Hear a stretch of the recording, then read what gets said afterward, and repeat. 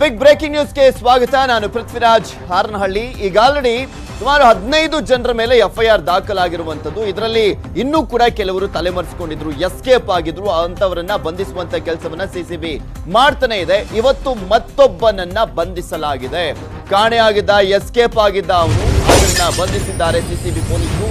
Drug ಕೇಸ್ನ ಮತ್ತೊಬ್ಬ ಆರೋಪಿ ಬಲೆಗೆ ಬಿದ್ದಿದ್ದಾನೆ. ವೈಭವ್ ಜೈನ್ ನನ್ನ ವಶಕ್ಕೆ ಪಡೆದಿದ್ದಾರೆ ಸಿಸಿಬಿ ಅಧಿಕಾರಿಗಳು.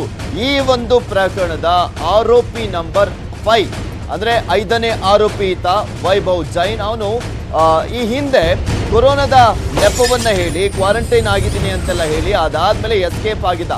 ವೈಯಾಲಿ ಕಾವಲ್ ಮನೆಯಲ್ಲಿ ವೈಭವ್ನನ್ನ ವಶಕ್ಕೆ ಪಡೆಯಲಾಗಿದೆ. 4 ದಿನಗಳಿಂದ ತಲೆಮರೆಸಿಕೊಂಡಿದ್ದ ಆರೋಪಿ ವೈಭವ್ಗೆ ಫುಲ್ ಡ್ರಿಲ್ ಮಾಡಲಿದೆ ಸಿಸಿಬಿ. ಈ ಪ್ರಕರಣದ 5ನೇ ಆರೋಪಿ ಆಗಿದ್ದಾನೆ.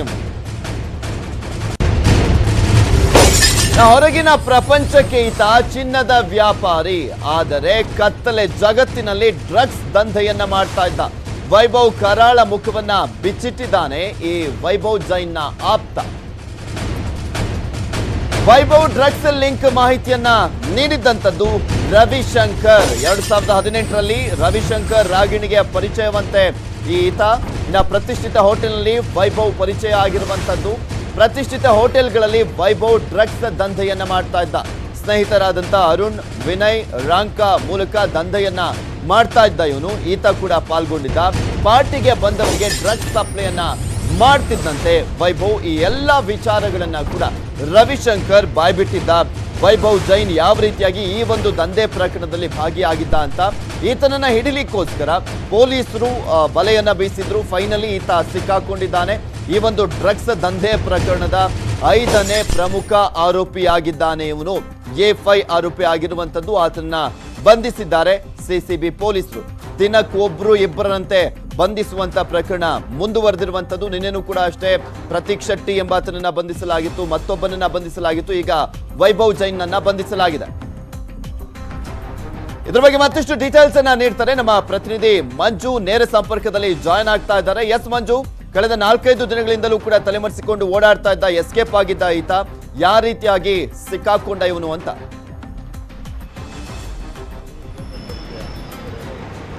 ಎಸ್ ಪೃಥ್ವಿ, ವೈಭವ್ ಜೈನ್ ಎನ್ನುವಂಥ ಈತ ಏನು ಒಬ್ಬ ಚಿನ್ನದ ವ್ಯಾಪಾರಿಯಾಗಿದ್ದಾನೆ. ಚಿನ್ನದ ವ್ಯಾಪಾರಿಯಾಗಿದ್ದಂಥ ಈತ ಇತ್ತೀಚಿನ ದಿನಗಳಲ್ಲಿ ಡ್ರಗ್ಸ್ ಅನ್ನು ಕೂಡ ಸಪ್ಲೈ ಮಾಡ್ತಿದ್ದ ಅನ್ನುವಂಥ ಮಾತುಗಳು ಕೂಡ ಕೇಳಿ ಬಂದಿತ್ತು. ಇದಕ್ಕೆ ಪುಷ್ಟಿ ಕೊಡುವಂತೆ ರವಿಶಂಕರ್ ಕೂಡ ಒಂದು ಸ್ಟೇಟ್ಮೆಂಟ್ ಅನ್ನ ಸಿಸಿಬಿ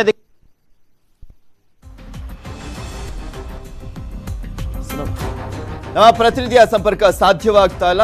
ಗಮನಿಸ್ತಾ ಇದ್ರಲ್ಲ, ಇಲ್ಲಿ ವೈಭವ್ ಜೈನ್ ನನ್ನ ಬಂಧಿಸಲಾಗಿದೆ. ಈಗ ಈ ಒಂದು ಪ್ರಕರಣದ ಆರೋಪಿ ನಂಬರ್ 5ನೇ ಆರೋಪಿ ಆಗಿದ್ದಾನೆ ಈತ. ಕಳೆದ 4-5 ದಿನಗಳಿಂದಲೂ ಕೂಡ ತಪ್ಪಿಸ್ಕೊಂಡು ಓಡಾಡ್ತಾ ಇದ್ದ. ಇನ್ನ ನಿರೀಕ್ಷಣಾ ಜಾಮೀನಿಗೆ ನಿನ್ನೆ ಈತನ ವಕೀಲರ ಮುಖಾಂತರ ನಿರೀಕ್ಷಣಾ ಜಾಮೀನಿಗೆ ಅರ್ಜಿಯನ್ನ ಕೂಡ ಹಾಕ್ಲಿಕ್ಕೆ ಮುಂದಾಗಿದ್ದ. ಬಟ್ ಆ ಒಂದು ಪ್ರಕರಣದ ಅರ್ಜಿ ವಿಚಾರಣೆ ನಿನ್ನೆ ಬಂದಿರಲಿಲ್ಲ. ಮತ್ತಷ್ಟು ಮಾಹಿತಿಯನ್ನು ನೀಡಲಿಕ್ಕೆ ಮತ್ತೆ ಸಂಪರ್ಕಕ್ಕೆ ಸಿಕ್ಕಿದ್ದಾರೆ ನಮ್ಮ ಪ್ರತಿನಿಧಿ ಮಂಜುನಾಥ್. Yes Manjunath, continue.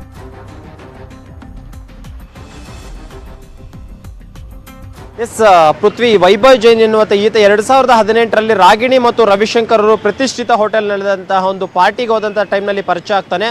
ಪರಿಚಯ ಆದಂಥ ಬಳಿಕ ರವಿಶಂಕರ್ಗೆ ತೀರಾ ಶಾರ್ಟ್ ಪೀರಿಯಡಲ್ಲಿ ತುಂಬ ಆಪ್ತ ಅನ್ಸ್ಕೊತಾನೆ. ಆಪ್ತ ಅನ್ಸ್ಕೊಂಡಿದ್ದಾದಂಥ ಬಳಿಕ ಗೊತ್ತಾಗುತ್ತೆ ರವಿಶಂಕರ್ಗೆ ಈತ ಡ್ರಗ್ಸನ್ನು ಕೂಡ ಅಷ್ಟೇ ಸಪ್ಲೈ ಮಾಡ್ತಿದ್ದ ಅನ್ನೋದ್ರ ಬಗ್ಗೆ.